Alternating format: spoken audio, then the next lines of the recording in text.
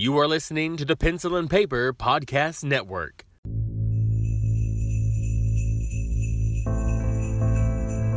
You're listening to the Horror Ramblings Podcast, the show about all things horror. We hope you enjoy the show.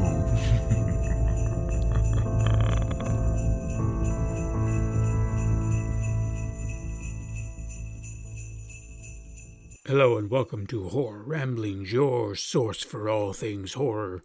I am your host, Stephen White, and unfortunately Lester is unable to be here today. Apparently his car broke down on the side of the road, but he did inform me that a lovely family known as the Fireflies offered to tow his car and allowed him to stay at their house until it was fixed, so hopefully he'll come back in one piece. But joining me this week in the hallowed halls of horror is a writer, streamer, critic, voice actor, and fellow podcaster who might be a bigger horror fanatic than I am. When they aren't streaming a horror game on Twitch, they're probably taking notes while watching the latest horror flick, then crafting it into an amazing review piece. While some of those works can be found on filmcred.com, it's their work on Slayaway that's more personal. Started in 2021, Slayaway is a digital horror enterprise with roots built within the horror community. As a queer-operated independent horror outlet, it strives to elevate voices within the community through digital media such as magazines and podcasts because, as they put it so perfectly, horror is for everyone. I am thrilled to have joining me today someone that I consider, and hopefully they do as well, an old friend. Please welcome E.L. King. How are you today? Hello, I'm so good. And yes, an old friend, Stephen. It's been a long time. It has been. And I was surprised to hear that you were still streaming because, I'm not on Twitch or anything much anymore. So it was good to hear that you're still doing that along with your new endeavors into horror writing and everything. Because when we first met, you were strictly into gaming a lot. And you actually had guest spotted twice early on in Super Mega Crash. And that's how we kind of got acquainted. And now you are doing Slayaway. Now tell everyone about Slayaway because this is like a lot. It's not just horror reviews and podcasts. It's you're doing so much with it. So tell everyone about it. Yeah, so Slayaway, like you mentioned, started in 2021. I was really looking for an outlet of some kind to put my energy into that was positive because obviously for those of us that were stuck in a lockdown situation, it was tough. So I always had a passion for horror, like you mentioned. And I said, let's finally do this. Let's try to start a podcast. So I did a whole lot of research and started the podcast in January of 2021 and started with, looking at films that people loved. So I always let the guest pick the film. Mm-hmm. And I also started with having guests on just to talk about their love of horror. And we've, I want to say, evolved a little bit since then because I went deep on I taught myself how to produce and do audio editing and all that good stuff. So I'm going back and remastering old episodes and working on new episodes now. We had a short hiatus due to illness on my part, but so now I have a backlog of, I gotta say, at least 30 episodes that I need to edit at this point in time because I had recorded the entire last season in advance. So, but that's good. That's thinking ahead. I wish I could do that. Editing does take a lot of work. For me, I'm very meticulous about it. So I want to say, depending on how many guests there are and the length of the episode, I think the longest I've ever taken on an episode is like 6 hours. Wow. I used to be very meticulous, but it depends on the episode. If it's right, like with Super Mega Crash, the turnaround is literally hours because we record on Sunday, it goes up on Monday. I just put it together and go, unless there's some minor adjustment that I need to make. But yeah, this podcast we probably take a little bit more care into and kind of making edits. But yeah, I spent way too much time editing. Yeah. At one point, I was like, I don't have time for this. I've got to. It really depends on the guest audio. So if the guests were coming through, sounding really good, great. If the guest, I will notice as we're recording if they, and I'm going to put this out there for you guys. That's a thing that guests do a lot. They take a big, quick breath before they start talking. And so I go through and I cut every single one of them out. Yeah. or awkward transitions or any kind of, we fumble over our words sometimes. And yes, it's very natural, but I go ahead and cut it out and it ends up like the smooth list of Aaron Mahnke, right? Right. And a podcast episode. So, and I actually had gone back and listened to Lore and realized he had remastered all of his early episodes. So I was like, okay, cool. Let me go back and remaster mine. It's a totally okay, normal thing to do. I probably need to do that. We also, someone wrote us a theme song. So Oh, we nice. did the intro and all that good stuff. That's pretty awesome. Yeah, Slay Away Beyond the podcast, which has been going on for, what does that make it? It'll be 2 years in January, Hmm. which is kind of wild. And I've kept it going, even on the hiatus with filmmaker interviews and things that I've been doing in the interim. So aside from that, we also launched the website in I want to say August of 2021.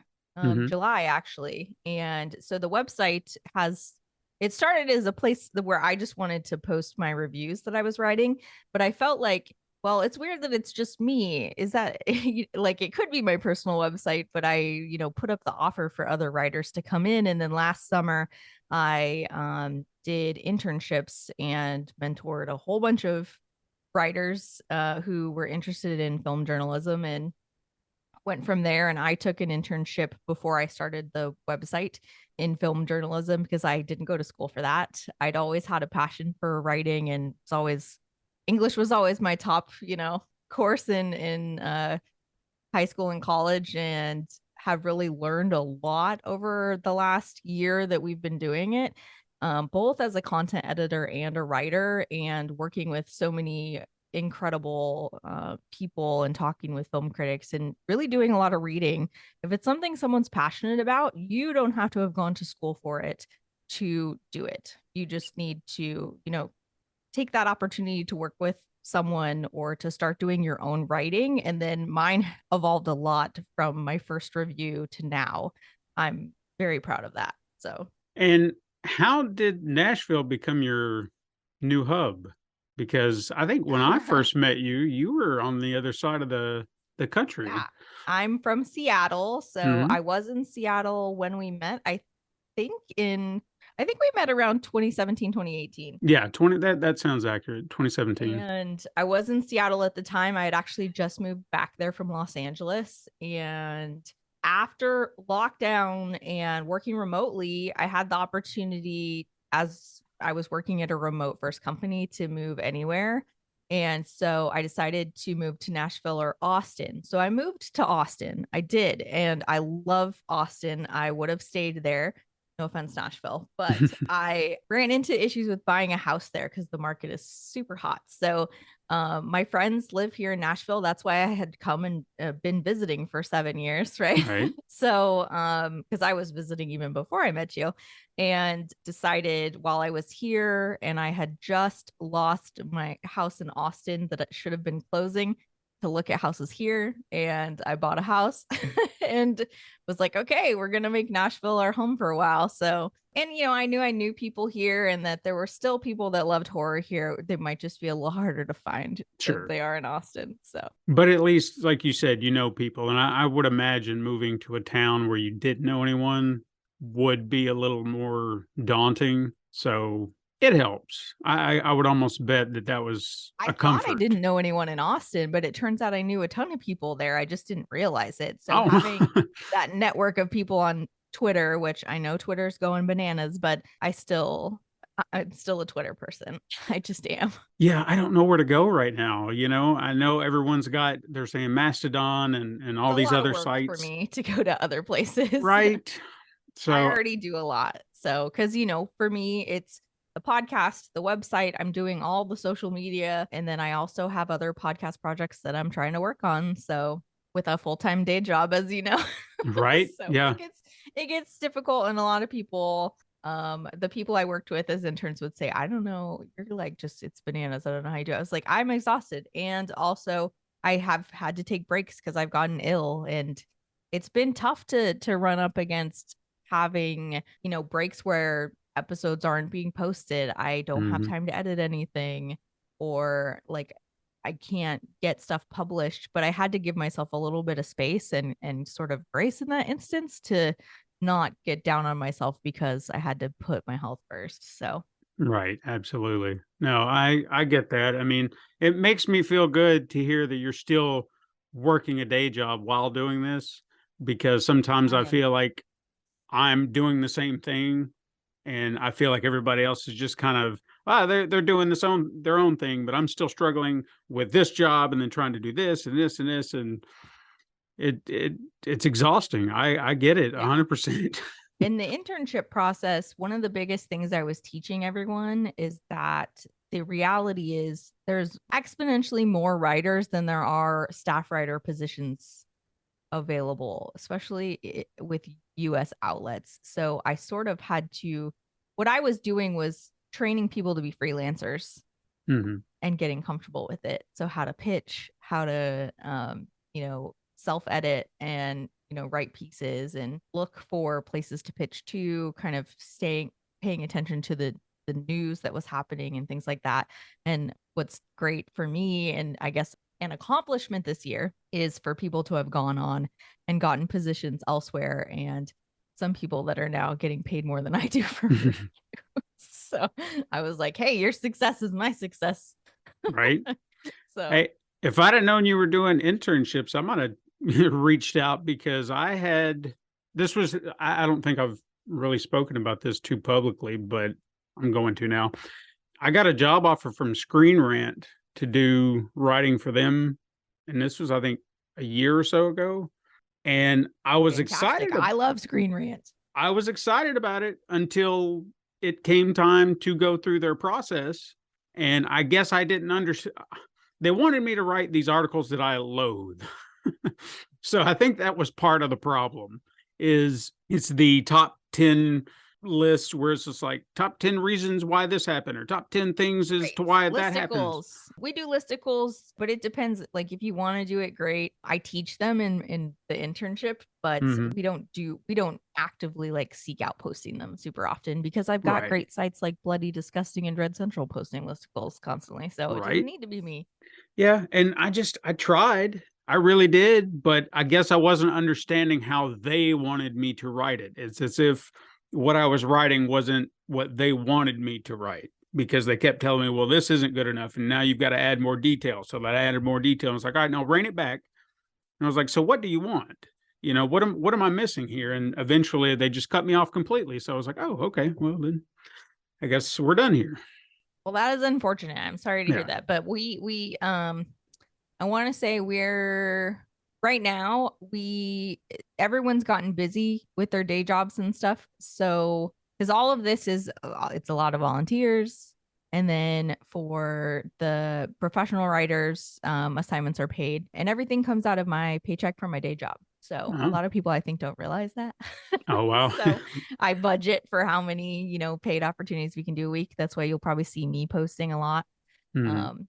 On the site as well. And then for the internship, I want to bring it back, but this time I'm going to do just 3 folks, because you start out doing individual assignments and then you move into essentially a editorial pod where you write and self-edit and edit each other's pieces, and then it comes to the actual editor so that you can have the experience of both. That's nice. And also work with the team like you would in other environments. So it was really good. We have a lot of people that came out of it just like with such strong pieces from when they started, and I was working with them on some of this stuff, and then the stuff that they write now, I'm just in kind of in awe, and I think they're better writers than I am. And I always think there's room for self-improvement with anyone's writing, especially mine. But so it's been really cool to see. So, next time around, you come and do the internship if you want, Yeah, or I you can might. just talk with me anytime you want to. Sure.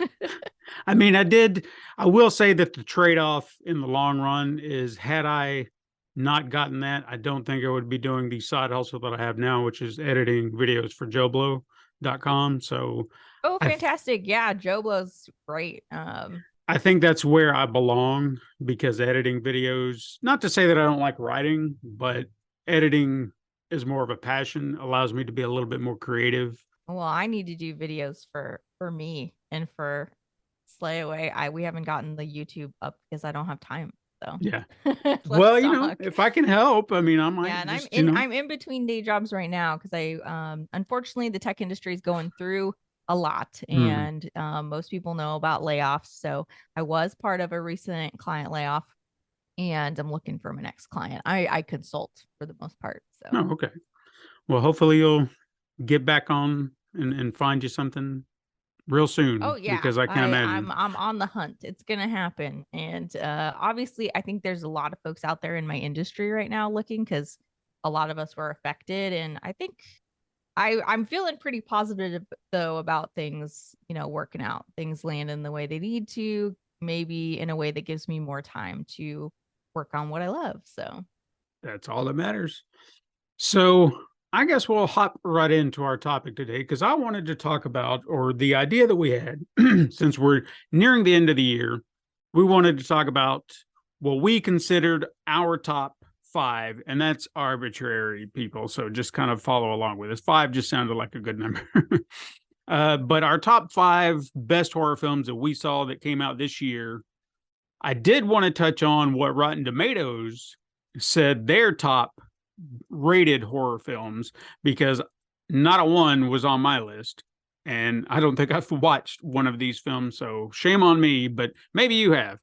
According to Rotten Tomatoes, these are the highest rated horror films this year: Hellbender, The Innocents, Sissy, Saloon, Wounded Fawn, which I know I've heard of and I think I wanted to see, Mad God, another one that I really wanted to see, Deadstream, and What Hosea Saw. Have you watched any of those films? yes, I have. See, I feel bad sometimes when I don't A lot of catch them are up. covered on Slayaway. So, Obviously, yeah, this we've is. done them. So, would you agree that they belong? I mean, not for you specifically, but within the higher ratings, top rated. Let's go through them one more time. Let's see. I'll say yes or Okay, Hellbender. yes. So Hellbender is a Okay. 2021 film. See, now that's one caveat that I was trying to be sure of because when I was thinking of 2021, but I think the thing here, what's interesting for me since starting film writing is I do festivals. So Mhm. oftentimes a film's release year is its festival release. So Hellbender was 2021, but then it had its VOD release to Shudder in 2022. So it becomes also a 2022 film. Gotcha. So that's how I think Hellbender can get in there. But it is a fantastic film, and the Addams family, who we actually interviewed on Slayaway about Hellbender, is just absolutely fantastic. And they are just a family that makes horror films, and they star in them too. So That's pretty it's awesome. great. Okay, the next one was The Innocents. So I actually didn't see The Innocents yet. That's another Shudder feature. So it sounds like Shudder is getting a lot of love Yeah, oh yeah, for because at sure. least 4 of the ones you mentioned are all Shudder. Sissy.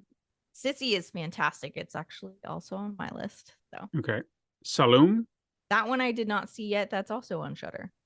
See, all the I've got Shudder. There's no reason I shouldn't be watching their Shudder these. list of 2022? Because No, it just said top horror films surprising. of 2022. I heard that it's very good, but I have not watched it yet. Okay. Wounded Fawn. So A Wounded Fawn is another one that's on my list. We covered it at a festival, but I personally haven't seen it yet, and it is also a Shudder original. Okay. And I know this one is a Shudder original, Mad God. So Mad God is like really, really cool. I haven't seen it, but we covered it on Slay. We've covered we do Shudder exclusives on Slayaway, so we've covered most of them. Okay. And it's supposed to be incredible, and it's like 30 years in the making claymation, Right. just masterpiece from Phil Tippett. So Yeah, it's been one of those that I've been wanting to just sit down and watch because I started hearing mixed reviews, and I don't normally like to take everything at face value with reviews because everybody's different. But I have an affinity for that type of animation, and just seeing the trailer alone, I was like, I'm gonna enjoy, just even if it's just a visual feast and nothing more, I'll enjoy it for that. The next one was Deadstream. Deadstream is awesome. It's so good, and I haven't seen a found footage style horror comedy that I've enjoyed quite as much. Even just for found footage in general, if you took the comedy out, it is probably my favorite since Hell House LLC. Okay. And last one was What Hosea Saw. Yeah, that is it's dark and bleak, but it is a really good film. And Okay. they're all on Shudder. All of those are. Well, then It's I the have Shudder list of 2022. I have no excuse for not watching these, so I've got to catch up. All right, so our top 5 in no particular order. I found that it was a little difficult for me to narrow this down, and based on even something that you just said, I'm going to add one. I think I have more of a top 10 than a top 5. And that's fair. That's fair. I've got 5 to kind of kick it off with, and then ones that fell into the like 4 to 4.5 range. They weren't quite a 5 for me when I rated with my bloody knives, which is what we do on Slayaway. I'll let you kick things off. Give me what you considered your top 5. I'm kind of hoping there's a little overlap, but at the same time, maybe not, because one of the reasons I wanted to kind of get your opinions is I was pretty sure that Lester and I might kind of be on the same page, but I wanted an outside voice. I wanted to see if somebody could bring in other titles that maybe we weren't thinking of or perhaps had not seen, much like the aforementioned top 10 that apparently were all on Shudder that I should have watched already. Yes. And I'm going to admit that 4 of 5 of mine are Shudder originals. And that's perfectly fine. So first we have Revealer, which originally was a 2021, but it got its release on Shudder in 2022. It's from Luke Boyce and writer Tim Seeley, who you may know from the comic book world and things like Hack Slash. He's one of my absolute favorite comic writers and artists. So it was a fun opportunity to get to interview him and Luke when this was coming out. And it is set in 1987. It's very much a love letter to other horror films. One of their favorites is The Lost Boys, which is why it's set in 1987. And it has a really awesome montage scene to Dark All Day by Gunship, which was one of the things that I kind of freaked out about because it was very cool to hear Gunship in a film. I'm a huge retro wave fan. And then Sissy, which is an Australian slasher film, absolutely fantastic. Lots of cool commentary on social media culture, influencer culture, but in a very unique way. And I think it's Aisha D is the lead, and then Emily, who I interviewed, and I'm not saying Emily's last name because I can't pronounce it correctly, but Emily's also fantastic. And really, it's one of those films where it's like, who is the villain, right? Like, who actually is the villain here? I think we know, but we sort of don't want to believe it. Right. And then Fresh for me out of Sundance when I saw it for the first time, absolutely went gaga over it. Sebastian Stan, that was one of my favorite performances of 2022. And it is a film about cannibalism and romance. So it's great. And I want to say my 4th one. These came in a little bit later in the year. So Deadstream is one of mine because it was one of those. I just love a film where I'm really enjoying it the whole time. It got a lot of laughs out of me, and it's just super fun. And it's one of those like, let's do found footage. It's a streamer, so there's a lot of jokes in there about content creators, and so that was really fun. And then we have the haunted house tropes, right? So I don't know if you've seen that one, Stephen, but I have not. Stick that on your list. I'm jotting these down. Shudder, so that's a good one. We'll do a watch party or something. All right. And then my 5th one is something that nobody has seen unless you had a screener. It's actually Scare Package 2, and it comes out on Monday. I did see you tweet something about that. It's so good. It is. I think it sort of kind of beat everything out for my favorite of the year. And what a great film to end on, because it's an anthology wrapped in another film. And it's just for horror fans. There's a lot of little tidbits in there and a lot of jokes and a lot of blending of different horror films, like classic ones. And it is such a fun time. And it's a parody of a lot of different things. So I had an absolute blast with it and got a chance to talk with all the directors earlier last week. So wow. yeah, my interview for that will be out on Monday as well with the film. The film actually doesn't come out on Monday. I think it comes out on Thursday because Shudder usually does its originals on Thursdays, Right. but the reviews and interviews are coming out on Monday. So I just like make that one your holiday watch. I think it's so good, and it'll have you rolling with laughter. I know you specifically, Stephen, because we share like similar tastes and interests in our passion as horror fans. So All right. I'll definitely put it on my list. I absolutely want to check that out now, knowing where it's going to be, when I can check it out, and I'll have time. I have no excuses. okay. So that was 5. Do you want to go ahead and just list your other 5? I can throw a little more out Yeah, there. I won't go get as ahead. specific and detailed in my conversing about them, but I just kind of went on a tangent because I happen to have fresh info at the top of my head.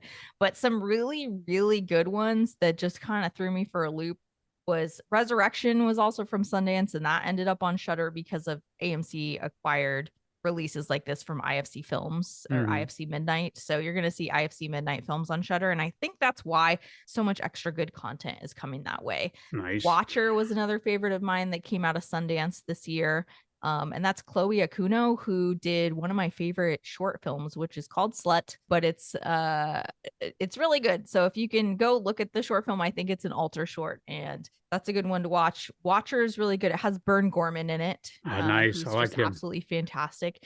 And of course, Micah Monroe, who I think has become just in so many horror films this year in general. So I want to say that Speak No Evil was really, really good. It's extremely punishing. I think that also came to Shudder out of Sundance, and there's some other. Next Exit is a little more science fiction, but it has some horror elements in it. And that one came out recently. That came out in November, so you can watch it on VOD. And that is from actually Mally Elfman, Danny Elfman's daughter. Oh, nice. Okay. It's her first feature film, and it's the subject matter is heavy, yet it's sort of like a dark comedy road movie with actually quite a few folks that have starred in many Mike Flanagan productions. And I want to say, how many was that? 8? I think. Yeah. No, Barbarian, because it's so bananas. Yep. Barbarian. It's gonna make it. And what I think nobody's talking about at the moment, but has. For me, I would like to write an article about this, an essay, because I think there's a lot of interesting allegory for the trans experience in it, and that's Crimes of the Future from David Cronenberg. Okay. Granted, we said all this was arbitrary. 10's fine, and there's plenty here for us to pick and choose from. I love that your selections were what they were, because looking at mine, I feel like mine are all I don't feel like they're bad. That's the thing. Horror is subjective, and one thing that I'm really big about on my site, and one thing when I read a review that someone's written and I'm editing, is when I see someone say, "Oh, it wasn't scary, so I'm giving it a low rating. It wasn't good. It's not horror." I was like, No. Horror is subjective, so it doesn't make it not a horror film because it didn't scare you. So if it didn't scare you, let's look at all of the elements of the film and really consider, what about it did you like? What about it did you not like, and why? And it didn't scare me is not a good answer. Right. No. How entertaining was it? That's some of the coaching I've been doing, because I feel that horror is subjective, and if horror is for everyone, we all are going to react to it differently. And exactly. that's why we have different top 10s. And that's actually one of the titles I have on my list. I put it on there for a very specific reason, and I know it's divisive, but I don't care. But I did have Barbarian on my list because that one, it really struck me as just this absolutely original horror film that I had not seen in quite some time, which clearly I have not been watching some of the ones you have. So I got to dig in deep. But this was a movie that I recommended to so many people, but I said, do not watch anything. No trailers, nothing. I said, go in blind. Just trust me on that. And most of the time I got the same reaction, like, holy shit, I did not see that coming. Or I thought this was going to be something and it turned into a different type of movie. And I said, exactly. That's why I wanted you to go in blind. So I wholeheartedly loved Barbarian and just thought it was a fun ride.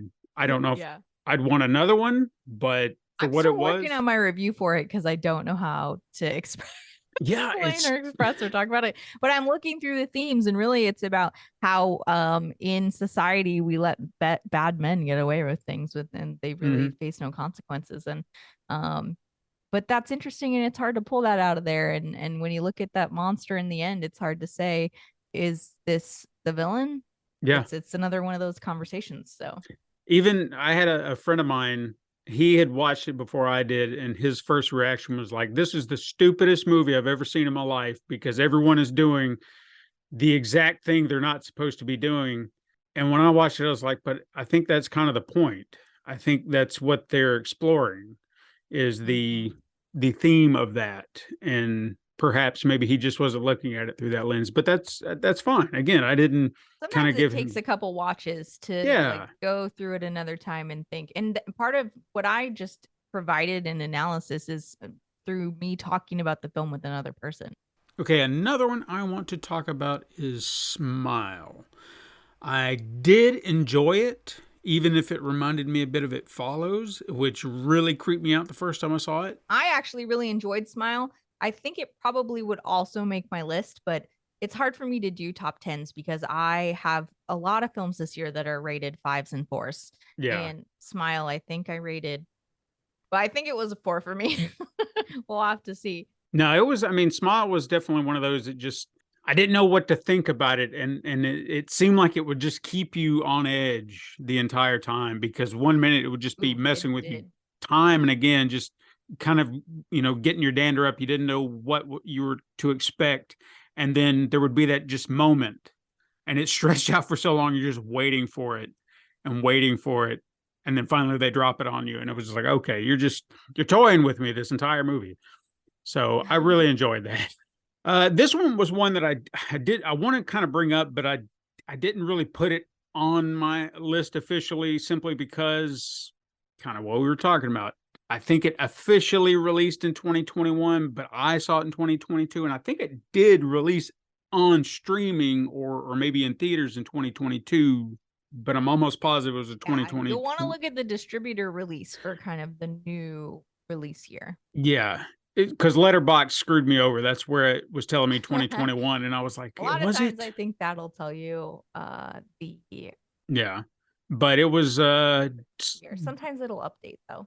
Scott Derrickson's The Black Phone. It came out at festivals in 2021, and it should have come out in 2021 for its official release, but it kept getting pushed back. And so Okay, yes, it came out in 2022. okay, so it was one that I'd seen a lot of the festival buzz about it, and when it finally did drop, I went and checked it out, and I I actually got tasked with a video about the time that it dropped for Joe Blow to compare it to another Scott Derrickson film, Sinister, which I had never seen.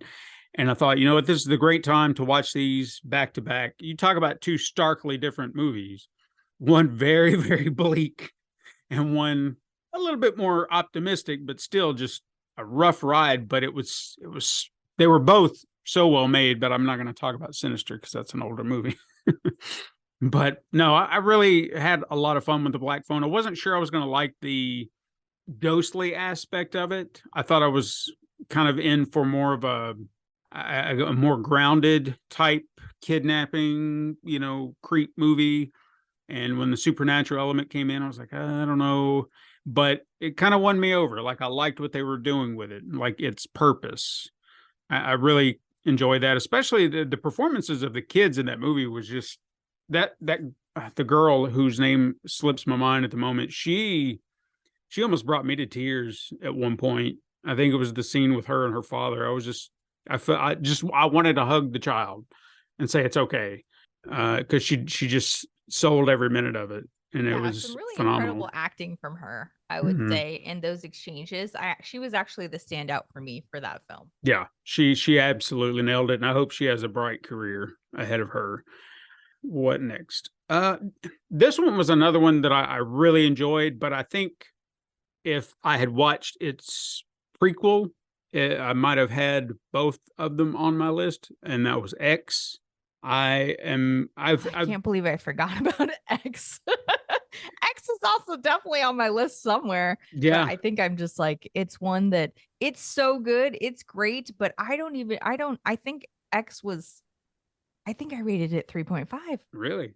And some of it was the slight moments of drag, but it's a fantastic film. So it's definitely something that would be on my top 20 for the year. And for me, or even 15, because I don't actually know if I can get to 20, but I could definitely get to 15. Oh, I rated it a 4.5. So I guess it Okay, should have been on my top 10 because I pulled from fives and then fours. I didn't look at the 4.5s on my letterbox. that's fine. So yeah, it's up there. It probably knocks one of the ones I mentioned off the list. But I did see Pearl, and Pearl, unfortunately, I did not love like I loved X. So I think that the performance from Mia Goth is incredible, but for me, the film was more of a 3 Okay, star. and that's what I've One of my heard. Letterboxd ratings. Like So her performance alone, I have heard nothing but praise. But the movie itself as a whole, I've heard mixed I think bag. I called it, and I will, because I thought I was really funny. I said Mia Goth is perfection, but Pearl didn't quite hit for me like its predecessor. While its Psycho meets the Wizard of Oz vibe is great, and Goth plays a demented Dorothy, and that's a gas. The film falls a bit flat, and it's hard to nail down why. Fair enough. So there you go. That's my film critic And snippet. we still have a follow up, do we not? Coming out next year. We have Maxine, Maxine, yeah. Triple X. Mm-hmm. I think it's the 80s now, and she's become a successful porn star. But how Which do I you? actually am excited for that, because I do think when we bring it back into the character of Maxine and the time period, it might jive with me a little bit more. Okay, but yeah, X was it was a surprise. Like I had seen the trailers and I thought, okay, this seems like it would be interesting. And of course, T West, I'd heard his name before, and I thought, all right, I'm in for this. Let's give it a watch. And I was really impressed with what I got. The performances were fantastic. Just the overall idea of what this was, and then what it became, because it kind of gives you this, I don't want to say Texas Chainsaw vibes, but kind of in that sense of the old farmhouse, the family, but they're just kind of intruding, but there's just so much more going on that you're not really privy to until things start to unravel. And then it just gets uncomfortable and just odd all at the same time. So I really enjoyed that. Jordan Peele's Nope was another one I had on my list, which surprised me. And I'm so glad that I didn't allow anything to, not that anything needed to be spoiled, but I just felt like there were so many people out there trying to be like, well, I've got to tell you this, I got to tell you that. And I was like, I don't want to hear anything. Just let me watch it and enjoy it on my own. I had no idea what I was expecting. I thought it was going to be some hoax by the end of the movie, and it was a legit threat. So that kind of made me feel good that it wasn't some ruse, that we were all being duped into thinking there was nothing there and it was all a big hoax. So I had a lot of fun with it. I thought it was an interesting take. And to see, what's his name? I can't think of his name. The grizzled Michael. Damn it, I cannot think of his name for the life of me. From who plays Michael Wincott in the Thing. Yeah, Right. Michael Wincott. Yeah. He has that gravelly voice, Yeah. Yeah. To see him, I mean, I haven't seen him in a movie and I don't know when. And when I saw him, I was like, holy shit, it's Michael Wincott. It was so awesome to see him again. He does have an incredible voice. He does. Like, I want to know what happened to him. I don't know why he hasn't been acting, or if he has, like why I haven't seen him. It's just, I know he's done some television and some other spots. I guess he's just not been in the things I've been watching. So that's a shame, but I'm glad to see he's still out there doing his thing, because I think he's an incredible actor. I think he's underrated, honestly. Okay. And we're going beyond, since you did 10 or 11. I'm going to throw in a few extras. Yeah. Because I'm saving one for to last. see Keith David in that film. Yeah. I love Keith David. Yeah, he's a treasure. I love that man. I'm going to throw out Orphan First Kill only because it was a surprise to me how much I enjoyed it. because I had no preconceived notions about the film. I thought, how are you going to do a prequel to this movie where we already know the twist? All my expectations A were out the different door. twist. Right. That's what blew my mind, because I was sitting there watching it, and I think for a brief moment, I checked out. And I thought I had checked out for 30 minutes, because I stopped the movie and I backed it up and I said, what did I miss? And then I back it up maybe like a minute, and I was like, I didn't miss anything. What happened? And it just threw me for a loop, because I was not expecting that at all. So it changed the movie for me going forward. And I put everything else down and said, I'm in. I'm not going to check out again, because I feel like I'm going to miss something else. So that alone is why I'm kind of listing it, because what a twist upon a twist that I was not expecting. What else? I was going to talk about Scream. It was on my list if we go further. Yeah. And I might have even given it like a 5. I think I gave it a 5 out of 5. I thought I was impressed by it, and the fact that it felt like coming home in a sense, not just because we were back in Woodsboro, but because it was great that it really followed the exact same formula as the first one from start to finish, while still adding in these new characters from other parts of the franchise. And I was, even though I think there's predictability in there, and like, Sure. we know what's going to happen, we want it to happen, we expect it to happen, there was still a lot that I liked. And personally, I didn't get in a tizzy about the conversation on toxic fandom. I think it's an important one. Oh yeah, for sure. I talked about it with actually the director of Scare Package 2 earlier this week, and it is a real thing, and they kind of touch on that a little bit in Scare Package as well. So for me, that didn't bother me, and I loved the characters, but I actually guessed who the ghost faces were about 20 to 30 minutes into the film. I had the friend pegged pretty early on, but when they essentially said, yeah, the boyfriend's the killer, I was like, well, no.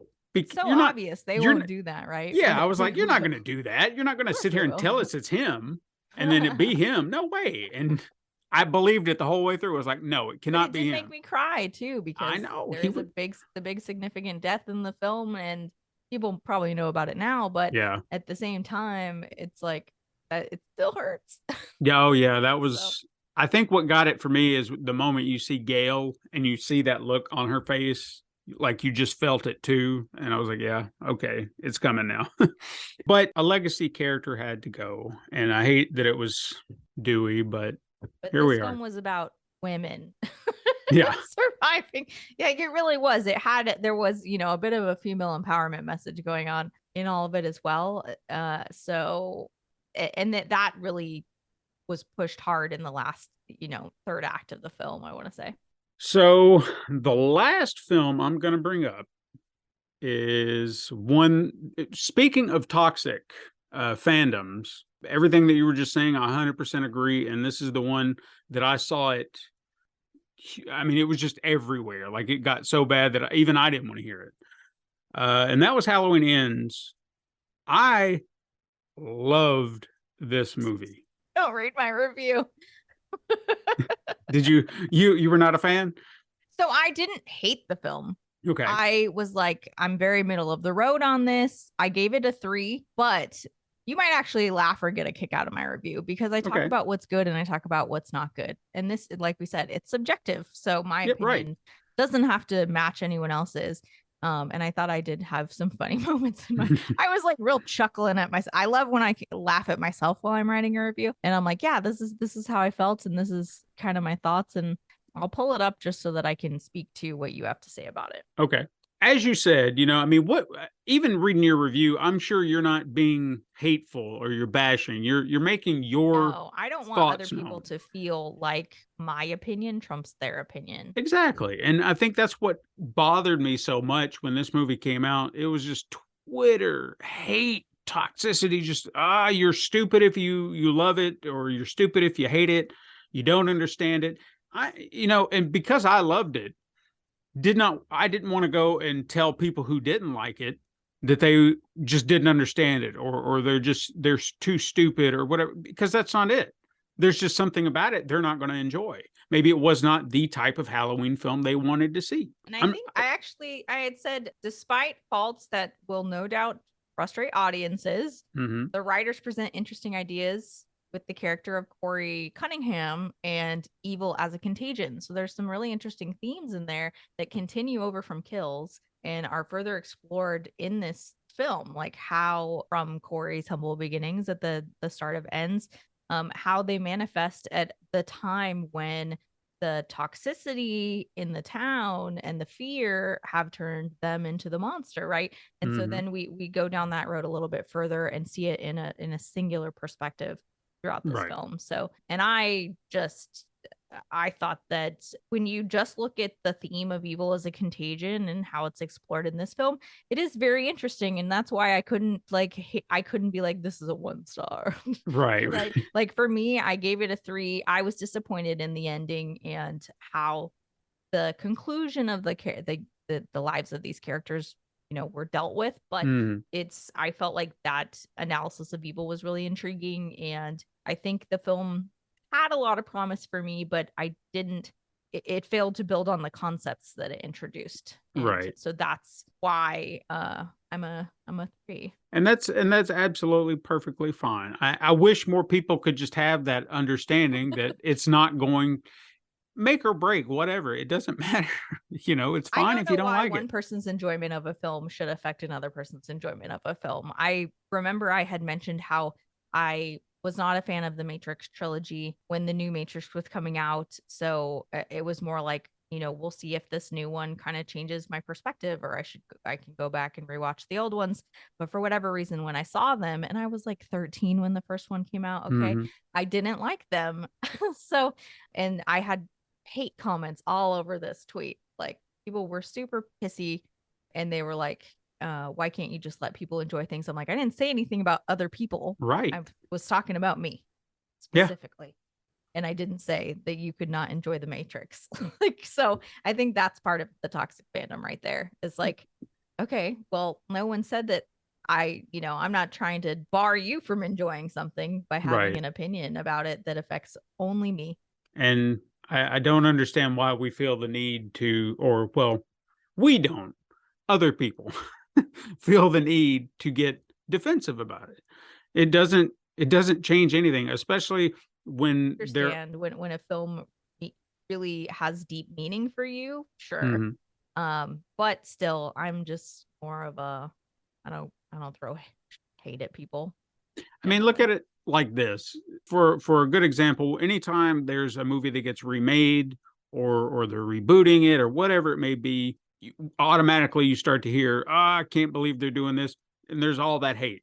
To a degree, I understand it, because as a fan, you kind of want to see maybe a continuation or a sequel. And when they reboot it, remake it, it's just like, all right, well, you're starting from scratch. I don't want to see it start from scratch again. So I understand that frustration.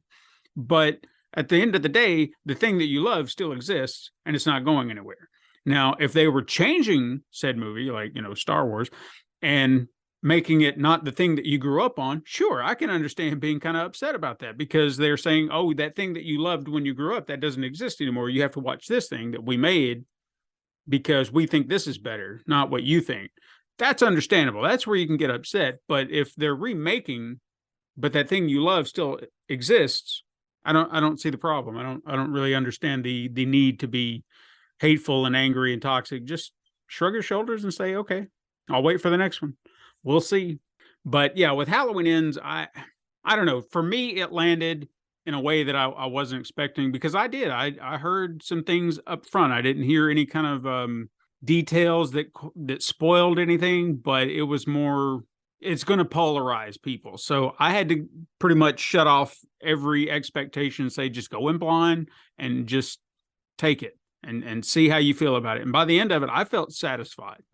And I can understand where people would feel a little slighted by the end, that it didn't quite hold their expectation, what you wanted to see in that final battle. I can get that. It was a little lacking. But overall, I think the movie, how it presented itself, the themes, the idea, as you mentioned, the corruption, the infection of evil, as it were, spreading throughout the town, or however it may be, it just it was an interesting concept to explore that we had not done in these films, and I thought it was well done. So that's why I put it on my list as one of my tops. But from the looks of things, I have a lot to catch up on based on your recommendations. So those are my top films. Unless you have any others that you wanted to bring up. Oh man, let's see. Oh, I think I closed it. Letterbox. Let's see if there's anything that kind of jumped out at me on there. There was a lot from some recent film festivals that I really enjoyed. So that's a possibility. And I'm only going to look at films I reviewed recently. So, and that came out in 2022. I've reviewed recently some horror type educational documentaries that are about like myths and urban legends. So it's a little new for me. I also recently did my first non-horror review, which is very outside my comfort zone. Ooh. For a romantic comedy / Christmas movie. Interesting. But I was like, I need to try. I wanted to make sure, can I write reviews for things that aren't horror? Right? Yeah, fair. Push myself outside my box a little bit. So I did like The Menu. I've wanted to see that. That sounded like a great concept. I love its critique of, fine dining. It's just it's very witty, and I think a film that not everyone's going to enjoy, but it's really good. There's a film that came out recently to VOD that was originally a 2021 film, and it's called Missing. You're going to sink 2 hours into this film. It is Japanese. Wait, is it Japanese? No, I think it's a Korean horror film. Is it a Japanese horror film? I'm sorry, I don't have that in front of me. Oh, it's a Japanese crime thriller. Japanese, okay. So I am one of those people that like thriller is a subgenre of horror. Sorry, folks. It's I have a lot of horror subgenres that maybe don't actually exist, but I decided they do. So there are a lot.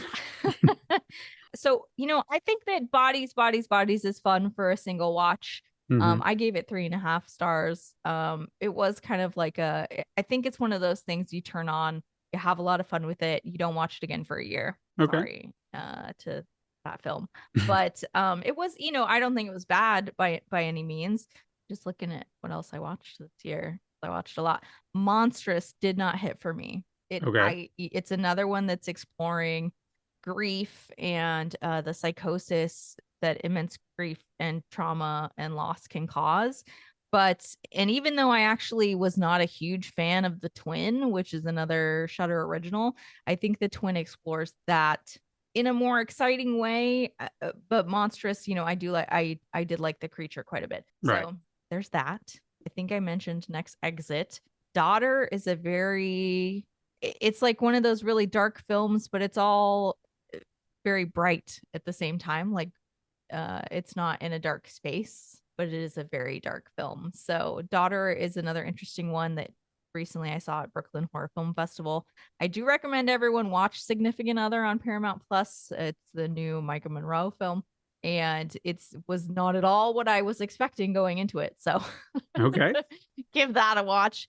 One of my favorite ones that came out of Brooklyn Horror Film Festival and it world premiered there. It was Mother May I, and it stars Kyle Gallner and Holland Rodan. It's really good, and it's like supernatural psychological horror. And Sissy, we already talked about. So what I want to get your thoughts on the new Hellraiser. Oh yeah, we didn't even talk about that. Sure, I gave it a 3.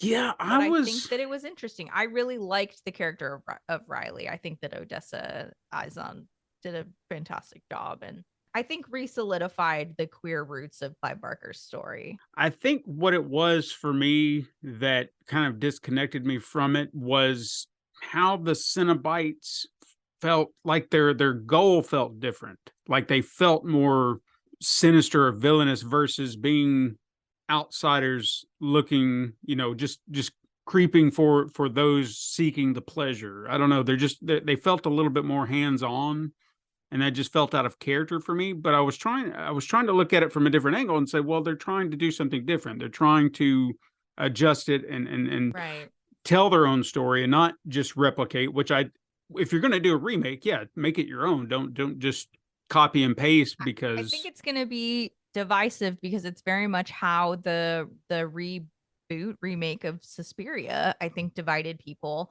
and what Luca, can't pronounce your last name, did. But I think it's the same thing. It's like it went in a very different direction that made it his own.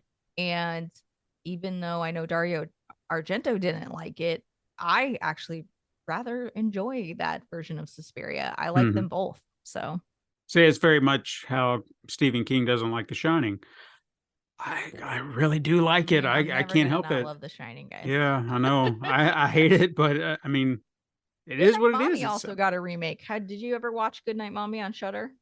The I original? don't think I ever did. Yeah, the original is a foreign film, so give that a watch. A lot of people are saying that is the better one, but I thought that, I gave it 3 stars. I thought that the new one was interesting, and I hadn't seen the original yet. I wanted to for a long time, but Naomi Watts gives a really disturbing and pained performance. So did see a trailer for that. I Yeah. saw it on a plane. Yeah. I watched it on a plane. And we loved Smile. Don't Worry, Darling, more psychological thriller, but I liked it, but it was too long. It really dragged. It had some serious pacing issues. The concept was great, but it was very much reminiscent of Stepford Wives, which is fine. You can pull inspiration from Stepford Wives all you want. It's been remade and retold a bunch of times in a lot of different ways. And this one, I did think that the unraveling and the mystery and things at the end were unexpected. So not exactly what I was picturing. So I thought it was okay. My gosh, what else? I have seen, it says I've logged 241 films, and I've seen more than that, I'll tell you. I just didn't log I know them it all. always seems like there's more than you've actually seen or you think you've seen. Well, I tried to do the 100 horror movies in 92 days challenge again, where you watch 100 you've never seen. And I made it to only maybe 50 or 75 this year, less than last year, because I'm like, I just don't have any time. I did see Orphan First Kill. I think I gave it a 3.5, and I just said it was fun because it is. Yeah. It's fun. And I liked Nope as well. Let's see.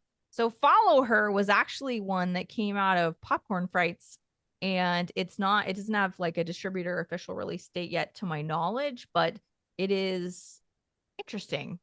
It's not going to be for everyone, but Sylvia Kamener, who has directed a lot of a film and or a lot of television, actually directed this one. And it's another one where it's kind of fun. It's like a little bit mind bendy, don't know exactly what's going on, and it has a little bit of the found footage feel. That one was awful. That one was awful. That one was awful. Awful. There's a lot that I gave really poor ratings to because I was just like, this is just, I'm sure it has some really interesting stuff about it, but not one that I personally loved. I think also that Pussy Cake came to, I think it had its VOD release or streaming release in 2022. So that might count. That is like a really gooey zombie infectious parasite creature feature, and it's really good. And I believe that it takes place in Argentina, I want to say. So, oh man, I said best use of milk in a horror movie, and then I think I said something similar in Barbarian. So they're competing for the best use of milk. I mean, I like a good creature feature, so. Oh man, yeah, so good creature features all around. And I don't know that I have too many others that were 2022 except for Prey. I actually rather enjoyed it. I don't think everyone will, and because it is a slower pace and it's very much a distinctive, character driven story at the end of the day. But I do think the role the Predator plays in that film is still really interesting, and I liked it. It's just we get this vast new world that we're discovering at the same time. That we're meeting new characters, and I think a lot of people didn't like. They're like, "Oh, it's just like female empowerment stuff." Like, I'm not into it, but no, I thought it was good. Oh yeah, it was amazing. I really enjoyed it, and I didn't even see it on my list. I don't know why I didn't. Should put that on there. I had it, but I was like, "Is it?" And then Hatching came to VOD in 2022 as well. So Hatching you can watch on Hulu. And that is another creature feature. So if you like that, you'll enjoy it. You'll subtitles. So you might need to read subtitles. I'm getting more into, or have been getting more into kind of foreign horror. I think that's everything I have for 2022. That looks like Well, I guess for a final question that I have for you, are there any that you're looking forward to for next year? Anything specific? Man, I can't even think of what films are coming out next year right now. Yeah, I don't I'm really still think. so stuck in 2022 with everything I need to write and Mhm, all this different stuff. I will say, obviously, the new trailer for Scream dropped this past week, mhm, so I'm excited for Scream 6. It's obviously, I was kind of like, how are they going to get all these characters to New York? Like, why are they there? mhm. Obviously, someone or two people go to college there, and they're all there for a Halloween party get together. Which, like, why would people being stalked by someone in a ghost face mask for however much time be like, yeah, Halloween party, everyone's in a mask. That's what I want to do. Right? Hmm.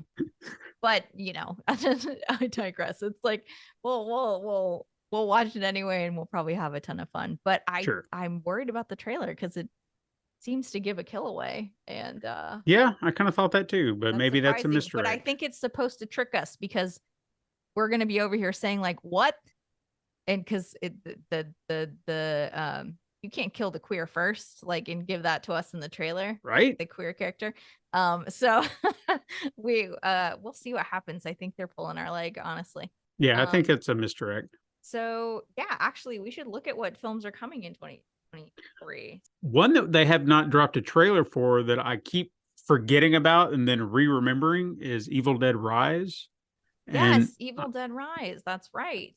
I'm hoping that will be good. I think it will be good based on, I think the director is putting a lot of care and love into it, and he's worked really closely with Bruce and I think Sam as well. So Yeah, I'm excited for that. I actually am looking forward to Knock at the Cabin, which is an adaptation of a novel. And it's an M. Night Shyamalan. Some people just period don't like M. Night, but I actually am an M. Night fan.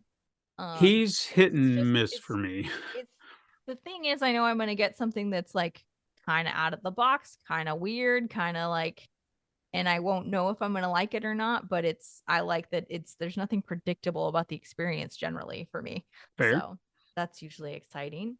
So there's a new Exorcist coming out, I think That's the right. remake in 2023. The Nun 2, which I actually just watched The Nun for the first time, Mhm. realize how it ties into the first Conjuring, right?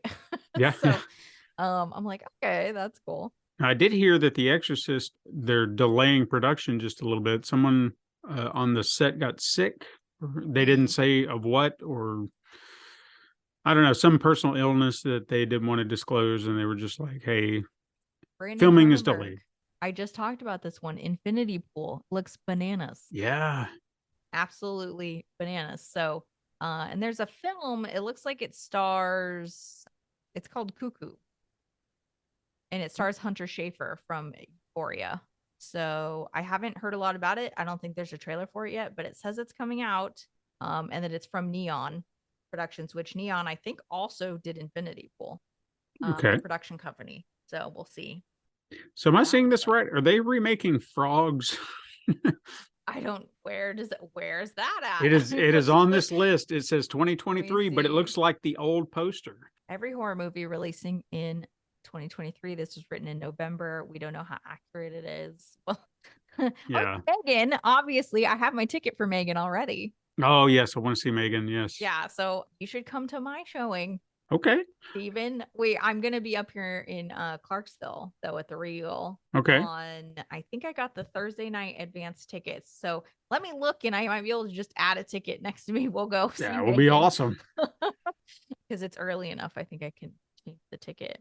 I don't know what this last voyage of the Demeter is. It's the That first time hearing sounds of it. Oh, it's a familiar though. Dracula tale, or a portion of a Dracula tale. That's why it sounds familiar. Well, I do love Dracula. And then of course And there's of course I don't know if I'd consider this horror, but Renfield. so I, that one, that one looking sounds more at like it, a comedy. what does it say? It's another, his former employer, Count Dracula. Oh, yeah, Renfield. Okay, that makes sense. Renfield is the one who ends up in the psychiatric facility. Yeah. Insidious 5. I didn't know we were getting another one. Okay, interesting. Rose Byrne and Patrick Wilson are going to reprise their roles, and Patrick Wilson is directing. Wow. Okay. Feels Haunted passionate enough to do Mansion. so. I hadn't heard anything about that, but I'm sure it'll be fun. Saw 10 wouldn't be 2023 without a new Saw film. That is true. It's not a Spiral film, it's a Saw film. And That's true. right, we get the they did the announcement for the Salem's Lot. Yes. That's right. I forgot about that. And then there's going to be a remake of The Strangers apparently, which that's one I don't want you to touch it. I don't want you to touch it. I think Like it's one of those. I'm willing to see it, but that's such a good, it's like one of my all-time favorites, and why don't we just re-release the original in theaters? Sure. We don't need to touch it. That's how I felt about Fright Night when they did a remake of that. I was like, man, I kind of liked it though. I liked the remake. Yeah, I mean, I thought didn't. It was fun. I had thought a it hard was time watching it because of Anton Yelchin. Like I get emotional, Yeah. but I actually watched for the first time this year, even though it came out in like 2013, I think, was Green Room. Yes. Absolutely bananas. Absolutely. And it's very good. I don't know what Dark Harvest is, but it says that's coming out. The Boogeyman looks like Stephen King. It's his adaptation, or no, Rob Savage's adaptation on Hulu in 2023 of The Boogeyman. Okay, cool. That's what I'm seeing. Why not? This one came out in early November. Probably more, maybe more by now. We don't know. I mean, there looks like there's a good swath of choices. Yeah, and I'm of sure course, there's going to be even more. I'm excited to see what 2023 holds. A lot of people will say that 2022 was not a great year for horror, but I have to disagree. And maybe it's just because I attended so many film festivals. Right. No, I think it was I've an seen a lot of absolutely stuff fine that year. people haven't had a chance to yet. So True. But again, I have no excuse because I have Shudder. I should have watched every one of these same. films. So like it's me just too, 100%. time. We just need more time. That's the problem. Yeah, it's tough. It's tough. Well, it was absolutely fun to have you on the show. And Yeah, I'm glad that we got to go through our list. We went well beyond, like I said, it was all arbitrary. It didn't matter. I just wanted to talk about what we loved and what we didn't. And well, we really didn't talk about anything we didn't, just kind of, things that we really liked for the year, things we're looking forward to. And I'm glad you made the time to join me. I'm sorry Lester wasn't here to meet and greet you. Oh, that's totally fine. But It was nice to catch up with you. Yeah, absolutely. If you can get that Megan ticket, I'm all in. Oh yeah, let me take a look. I'm sure I can. So I have one of those unlimited type passes because I need to be able to go see movies when they first come out. Mhm. So I'm actually going on Tuesday to see Violent Night again because I'm writing a review and stuff for Film Cred. So Definitely one I want to go see. Now, before we go, it seems that someone else wanted to give their top picks of the year, so take it away, mysterious person. Hello, everyone. Your host with the most, Lester Blosser here. I bet you guys weren't expecting to hear from me on this episode, but I had to join in on the fun. So I'm going to kind of cut through this really quick. But we were talking about our top horror films of 2022. And yeah, I'm not here for the initial setup of things, but the holidays are scary enough, and I've been fighting my way through mutant elves and a crazy Santa Claus. But I did still find the time to make a list of some movies. So I'm going to go through them just real quick, give the rundown, and hopefully I don't get attacked by killer gingerbread men. So here we go. At number 5, we are looking at the movie Smile, which is only on the number 5 area of the list because it was a great movie and I thought it was executed well, but I felt like it was a little lackluster. I felt like there was more that it could have offered. And the overall story just felt a little too played down for me. There was a lot that they could have done with it that I feel they didn't do with it, and I really wanted to know more. I get the whole aspect of being mysterious about things because a lot of films do that, and it worked for the movie It Follows, but I feel like with this film they could have gotten into a little bit more of the lore behind whatever this entity was. Number 4 on the list is X, and I really fought with this one because part of me wanted to put it higher on the list because it's just a wonderful film and definitely fresh. I would definitely say that it is a fresh idea compared to a lot of the films that did come out this last year. I'll put Pearl as an honorable mention because I didn't put it on the list, but Pearl was also amazing. It was beautifully filmed and just added so much more after you watch X and Pearl. just seeing them together makes each film just better and better. It's one of those things. Watch X. If you're not sure how you feel about it, go and watch Pearl, and maybe bounce back and forth and watch them, because seeing them together definitely provides a better understanding of everything, at least in my eyes, and it really puts that whole universe into perspective for you. So X is number 4.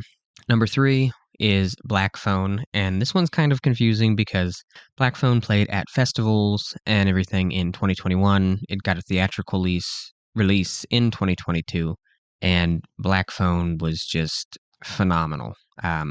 Wasn't exactly what I was expecting when I first watched it, because I went in with expectations, and I'm not saying it's a bad thing to go in with expectations for it, but at the same time, I think that it's one of those films that if you don't know a whole lot about it, just give it a watch, because you will be surprised by it. And I mean, wonderful performances all the way around, creepy characters, and just God, it's more of a thriller than it is a horror film, I would say, but I still put it in the realm of horror.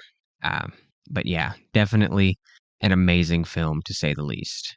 Number 2 on my list, and this one is going to be divided when it comes to certain fans out there, and I completely understand this, because I have seen both sides of the argument. There are things from each side of the argument that I can agree with, and things that I can disagree on both ends of the argument, and that is Halloween Ends.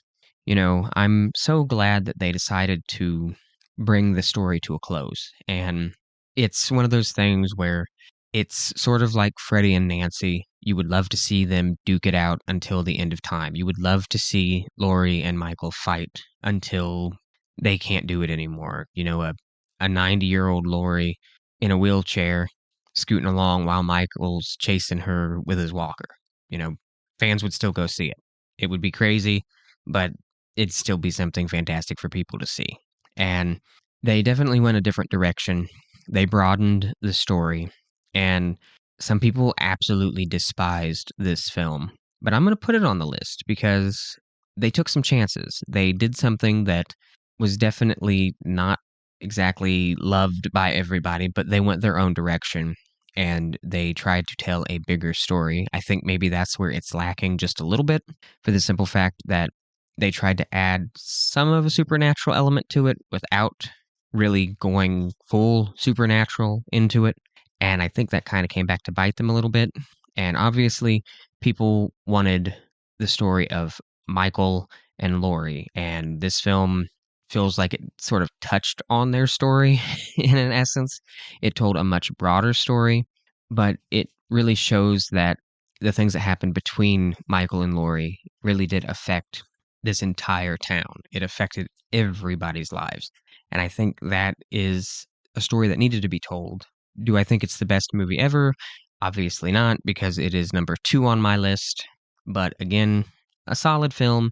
Hate it or love it, it's still a closing that needed to happen. Sometimes franchises run on for too long, and you need to change things around. And they understood that, and they went with it. And I know that it really irritated a lot of people out there. So I definitely will, again, say that it's number 2 on my list for that reason. I thought it was a great film. A lot of people don't. And wherever you stand, hey, that's completely up to you, because let's be honest, they're going to make more of them. They'll figure out a way to do it, and it will always be a thing. Now, number 1 on my list is probably going to surprise some people out there, and that's simply because it wasn't a huge film that come out from a huge studio. It did run in the theaters, and a lot of people that have seen it probably are sort of on the fence. I'm sure there's people that loved it and people that hated it, but I'm going to give it the title of number 1 for movies this year, and that is Terrifier 2. I think Terrifier 2 was an amazing film.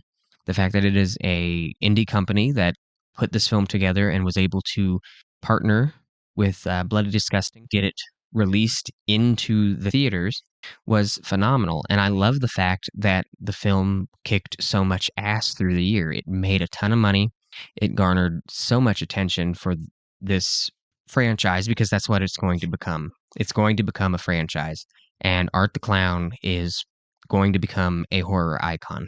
He's already become iconic, but it's only going to get better. He's only going to become more popular. And I cannot wait to see that, because I'm telling you, these films are just brutal, they're gross, and it's starting to get into more of a supernatural territory. It touched on it in the first film, it touched on it even more in this second film, and it's just going to be something unique. And I can't wait to see where they go next with it, because you really thought that it was over for a second, and in the film they did a mid-credit scene, which I think more horror films should do, but it definitely was one of those moments that made you go, what the hell is going on here? And so Terrifier 2 all day long, number one on my list all day long. Of course, I have to give a couple honorable mentions to films like Nope, which was a fantastic film. There's also a film called The Sorrow, which is a zombie film. It takes place in, I think, Korea or Japan, somewhere like that. And it was definitely a different idea. So I will give it credit all day long as well. But other than that, I took in a lot of content this year, and a lot of it was good, a lot of it was bad, but there are just a few films that really stuck with me through the year. And above all, Terrifier 2 was the number one film for me. Like I said, it's one of those films that had a way of getting out there and making it. And I am so happy that it has done the things that it has done, because it's just not every day that you hear of an indie film doing that well. So, again, that's my list. I will name it one more time, just back to back here. Number 5 is Smile, 4 is X, 3 is Black Phone, 2 is Halloween Ends, and 1 is Terrifier 2. That is hands down my list. Love it or hate it. I hope you guys sound off in the comments on our social media pages and let me know what you thought of it all, because in all honesty, I want to know what films you guys thought were the best films of 2022, because the horror genre is only getting better. And of course, as you're making more great content, you're going to get some content that's not so great. But again, I'm so floored by the films that have come out this year. And 2023 is already starting to look like a promising year for horror films. Only things that we still need to get are some new Jason films. We need to get a good Texas Chainsaw Massacre film. And as always, we need to get a brand new Nightmare on Elm Street. And I will keep saying that until I am blue in the face. But again, just wanted to say that to you guys, that there are so many great films that have come out this year. And I hope that you guys have enjoyed the journey with us so far on the Horror Ramblings podcast. But I'm going to have to get going, because I'm pretty sure I hear jingle bells. And it could either be Santa or it could be Krampus. But as always, to all you guys out there, I hope you stay spooky and have a wonderful holiday season, guys. Make sure it's not too scary. So see you guys later. Well, Ramblers, let us know how you felt about your top 5 of the year. What did you think your top movies were? Be nice in the comments. Let us know on Twitter at Horror Ramblings. And if you've got more to say in a tweet just won't do, you can send us an email at horrorramblings@gmail.com. Send us the whole list of your top 100 of the year. Maybe you've seen more than we have. If you love social media groups, you can follow us on Facebook and join our Facebook group and hang out with fellow horror fans like yourself. You can even join us on Discord as well in the Ramblers room if you want to have a group discussion. You can find us on Instagram to see an assortment of horror images. And if you're feeling generous and want to support the show financially, you can do that over at patreon.com/pencil and paper productions.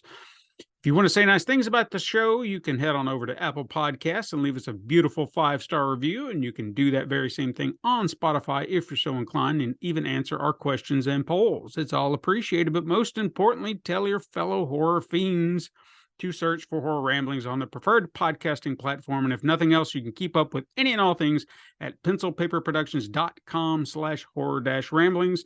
And Nola, would you like to tell everyone where they can find you on the internet? Yes, I can do that. I always get a little tongue-tied when I do this. No worries.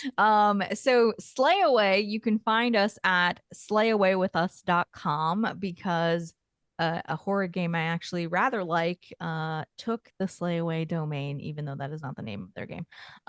But anyway, you can find us there. And then there's also links from there to our Facebook, our Twitter. And you can also find the links to the podcasts that are hosted by Slay Away. And for me personally, everywhere on the internet, you can find me. I'm at Enola Lugosi. And that is pretty much my tag everywhere. Like even as a gamer, you can find me on Xbox, PlayStation 5. We'll play a game. Let me know. Like people wouldn't expect that I play a lot of Fortnite, but I do. Zero build is for me. Remember, links are in the show notes for your convenience. And as always, stay spooky out there.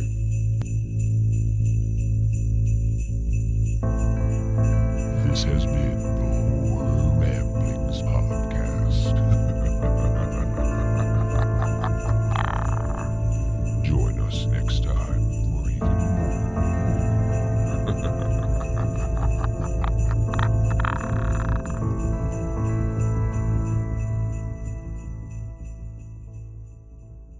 This has been a Pencil and Paper Podcast Network production.